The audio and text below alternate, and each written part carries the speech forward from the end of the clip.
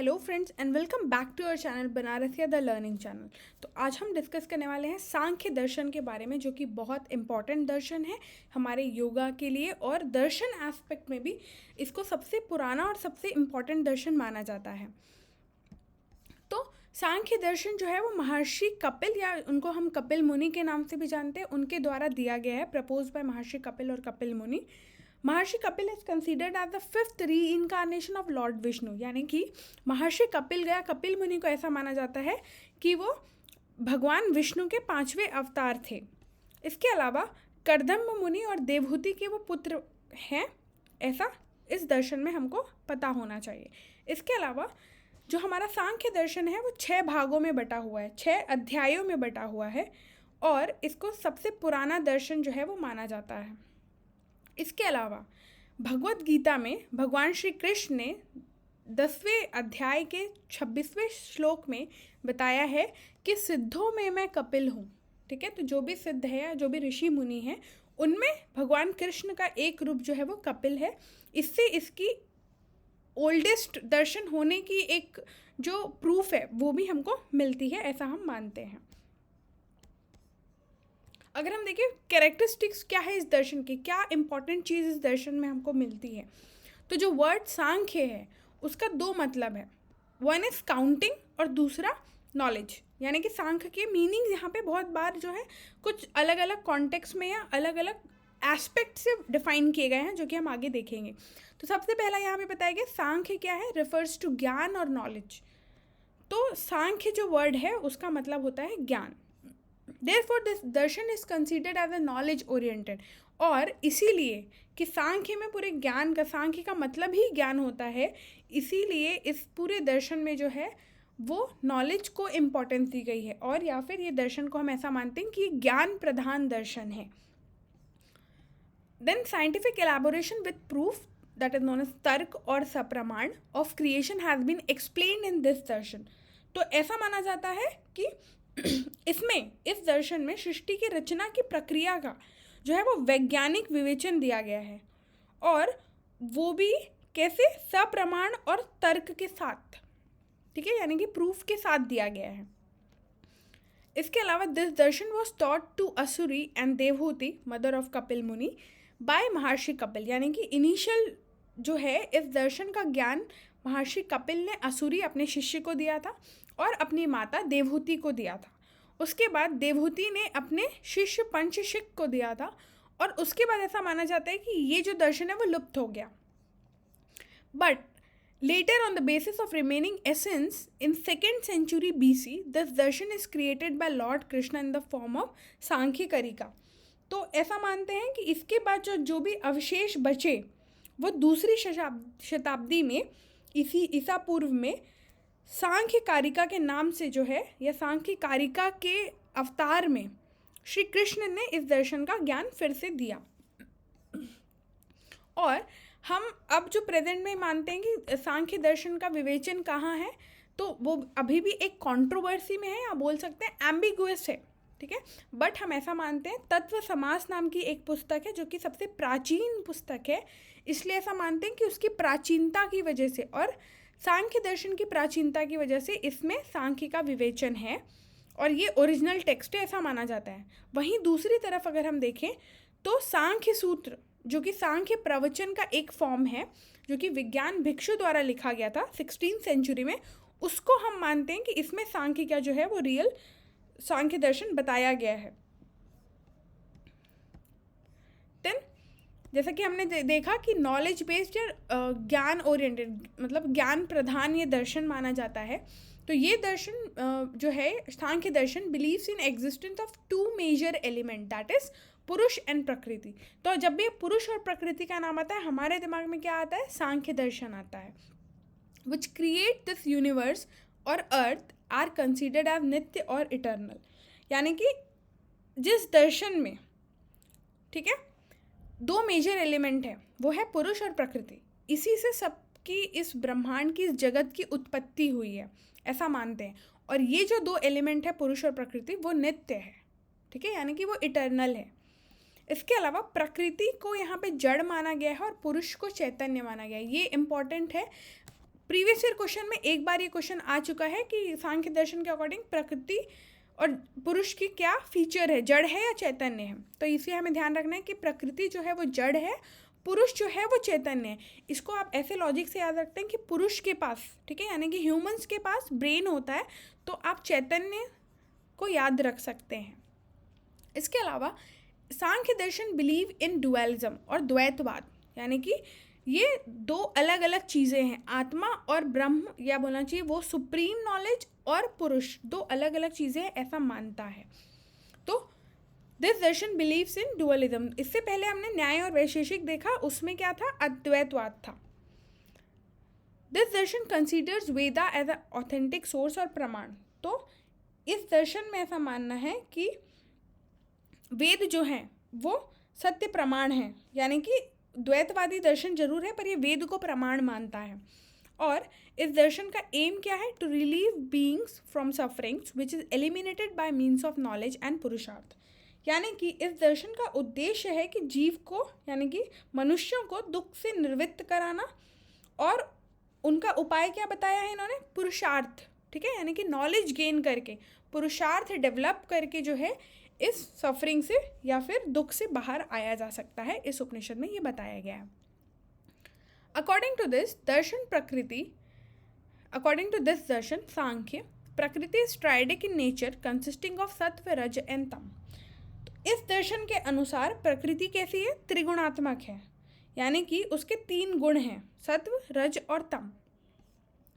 और Purusha is supreme from all the 3 and is known as निर्लिप्त और त्रिगुणातीत। और पुरुष कैसा है, इन तीनों गुणों से ऊपर है, ठीक है, सत्व रज तम से वो ऊपर है, और इसीलिए वो निर्लिप्त है और त्रिगुणातीत है, यानी कि वो त्रिगुणों से पार है, उससे ऊपर है। नेक्स्ट, ड्यूरिंग प्रलय प्रकृति रिमेन्स इन इक्वानिमिटी। तो अब यहाँ पे ये बताया गया कि कैसे उत्पत्ति हुई, ठीक है। तो ड्यूरिंग प्रलय Prakriti remains in equanimity but due to interaction with Purusha the initiation of creation starts. तो क्या हुआ, प्रलय के समय प्रकृति जो है वो 3 गुणों में साम्य अवस्था में रहती है, ठीक है, यानी कि इक्वानिमिटी में रहती है, तीनों गुण जो है वो बैलेंस्ड होते हैं। बट जैसे ही वो पुरुष के कांटेक्ट में आती है, संसर्ग में आती है, तो उसमें शोभ पैदा होता है, और उस शोभ से इस सृष्टि की रचना का क्रम का आरंभ होता है, ऐसा सांख्य दर्शन मानता है। So in the sequence of creation due to Purusha and Prakriti interaction 24 elements are created which further creates this world और जगत। तो पुरुष और प्रकृति के संयोग से ये 24 जो तत्व हैं वो उनकी उत्पत्ति होती है, और उनसे फिर इस जगत की उत्पत्ति होती है, ऐसा माना गया है। अभी 24 तत्व कौन कौन से हैं, तो सांख्य दर्शन के 24 तत्व हैं मूल प्रकृति, ठीक है, यानी कि प्रकृति, महत और बुद्धि, अहंकार, मन, 5 तन्मात्राएं। तो 5 तन्मात्राएं कौन कौन सी है, शब्द, स्पर्श, रूप, रस और गंध। 5 महाभूत, पृथ्वी, जल, अग्नि, वायु और आकाश। 5 ज्ञानेंद्रियां, यानी कि नासिका, नोस, जिह्वा, टंग, चक्षु, आइज, और त्वचा, स्किन एंड ईयर्स, यानी कि आपके कान। और 5 कर्मेंद्रियां, जो कि कौन कौन सी है, वाक, पाणी, वाद, पायु और उपस्था। ये जो है वो 24 तत्व बताए गए हैं। और 25th एलिमेंट जो है वो पुरुष है, और वो दृष्टा है, यानी कि वो निर्लिप्त है, इसीलिए उसको 24th एलिमेंट अलग रखा गया है, ठीक है। ये 24 एलिमेंट्स बताए गए हैं, 25th एलिमेंट जो है वो पुरुष को माना गया है। इसके अलावा सांख्य दर्शन में बताया गया है कि आत्माएं जो है वो अनेक होती हैं, क्योंकि पुरुष अनेक है, ठीक है, पुरुष अनेक है तो आत्मा अनेक है, और ये इनफाइनाइट है, यानी कि ये बहुत सारी हैं, इनकी संख्या जो है वो अनंत है, ऐसा माना गया है। Knowledge of all this elements helps in overcoming all the suffering and leads to liberation, यानी कि इन 24 तत्वों का, इन समस्त तत्वों का ज्ञान ही क्या करता है, मनुष्य के जीवन से दुख को खत्म करता है, सफरिंग से उसको निकालता है। Then Sankhya is defined as darshan in which the tattvas are contemplated in sequential manner is known as Sankhya। यानी कि अब यहाँ पे दूसरा मीनिंग बताया गया। पहला मीनिंग हमने क्या देखा था, नॉलेज। दूसरा मीनिंग है क्या, नंबर्स या एक बोलना चाहिए नॉमिनल ऑर्डर में लिखा हुआ, रैंक में लिखा हुआ, ठीक है। तो ऐसे दर्शन में जिसमें तत्वों को एक सीक्वेंस में बताया गया है, उसको हम क्या कहते हैं? उसको हम सांख्य दर्शन कहते हैं।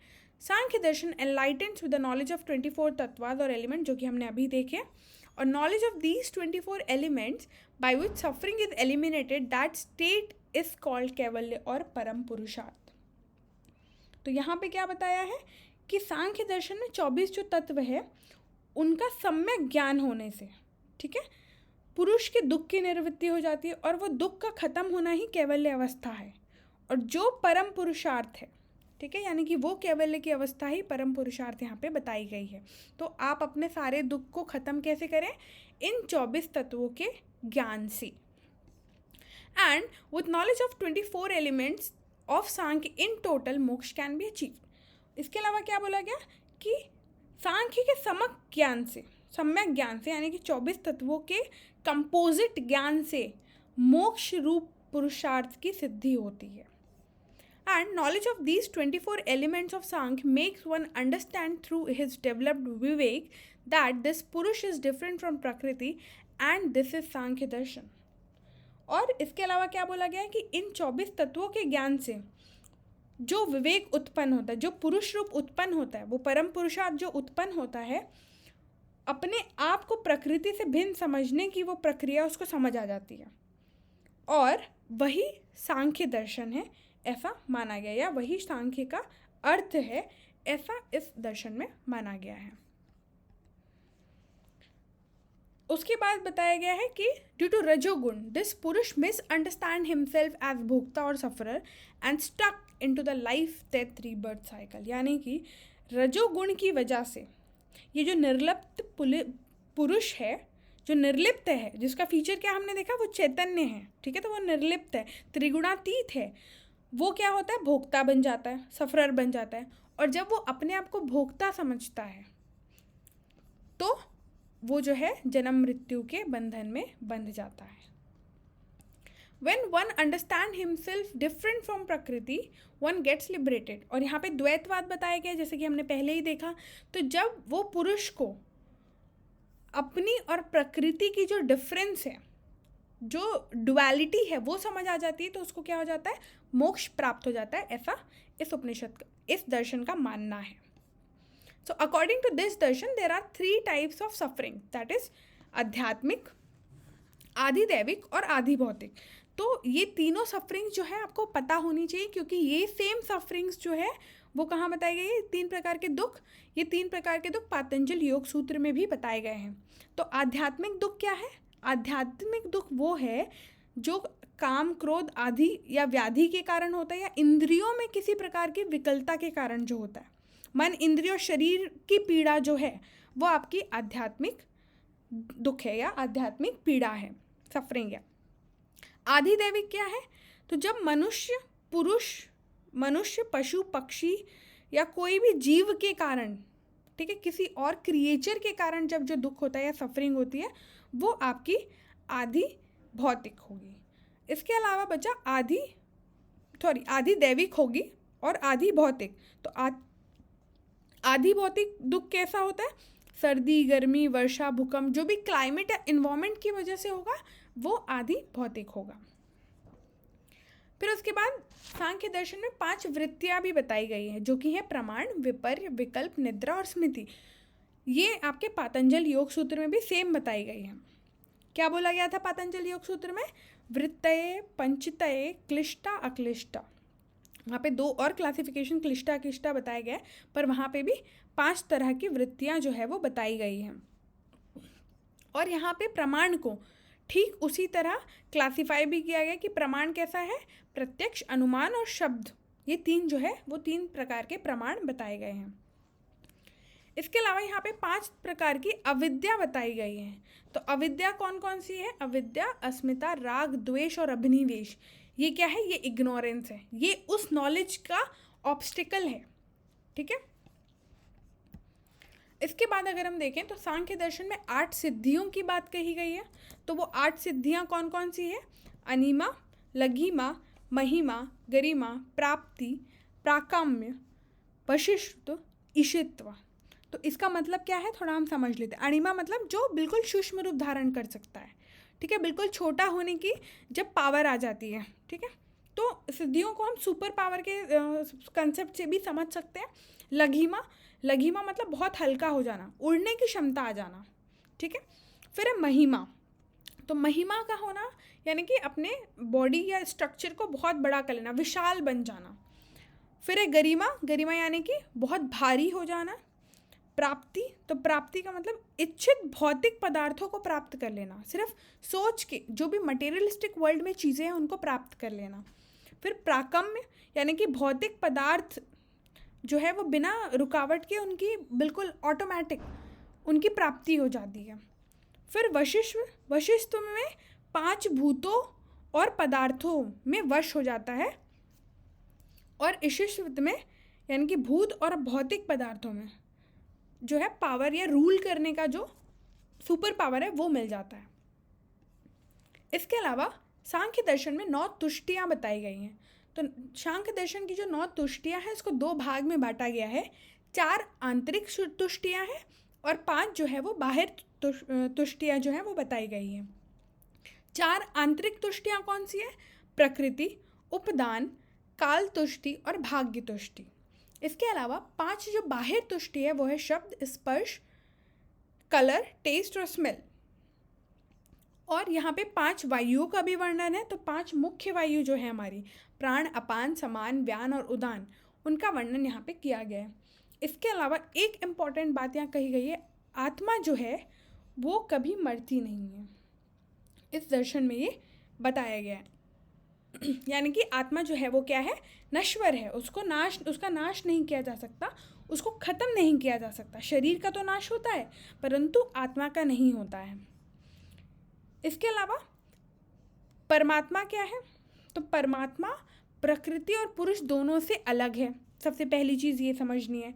उसके बाद परमात्मा क्या है? साक्षी है, नित्य मुक्त है, पक्षपात रहित है, यानी उदासीन वृत्तियों वाला है, उन वृत्तियों से बहुत सुप्रीम, पक्षपात, उसमें कोई जो है वो पक्षपात नहीं है, कोई इग्नोरेंस नहीं है, कोई वृत्तियाँ नहीं है, वो नित्य मुक्त है। मतलब वो इटर्नली, मतलब हमेशा के लिए वो मुक्त है, वो कभी लिप्त नहीं हो सकता।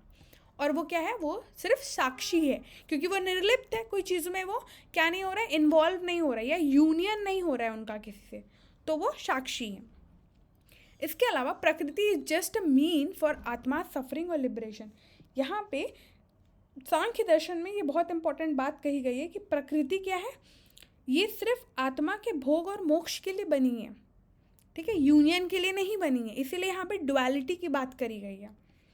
और मोक्ष पाने का एक ही जो है रास्ता है, वो क्या है? वो है ज्ञान, यानी कि ज्ञान ही मोक्ष का साधन है। इसके अलावा ऐसा भी कहा गया है कि कर्म फल मोक्ष देने वाला नहीं है, सिर्फ ज्ञान ही है।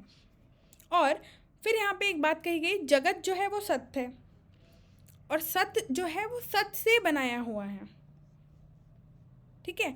और मूल कारण इसका क्या है? मूल कारण प्रकृति है इस जगत का। तो प्रकृति के होने का तो प्रूफ है हमारे पास, उसके नहीं होने का कोई प्रूफ नहीं है, इसलिए उसको जगत को क्या बोला गया? सत्य बोला गया है, यानी कि रियल बोला गया है सांख्य दर्शन में। इसके अलावा यूनियन ऑफ प्रकृति एंड पुरुष इज ड्यू टू अविवेक। तो अविवेक की वजह से क्या होता है? हम प्रकृति और पुरुष को एक समझते हैं, जिसकी वजह से इग्नोरेंस बढ़ता है और हम क्या होते हैं? बंधनों में बंधते हैं। ऐसा इस उपनिषद में, इस दर्शन में बताया गया है, सॉरी। और इसके अलावा यहाँ पे एक बात और कही गई कि वैदिक जो कर्म कांड है, जो भी आप कर्म करते हो, जैसे अभी ऊपर भी एक बात बताई गई थी कि कर्म जो है वो मोक्ष फल देने वाला नहीं है, ठीक है। तो वैदिक कर्मकांड, जबकि ये वेद को ऑथेंटिक प्रमाण मानता है, बट ऐसा इस दर्शन में कहा गया है कि वैदिक कर्मकांड से कभी लिबरेशन नहीं मिलती है, ठीक है। तो hope you guys like this video, do like, share and subscribe our channel for more videos. Thanks for watching.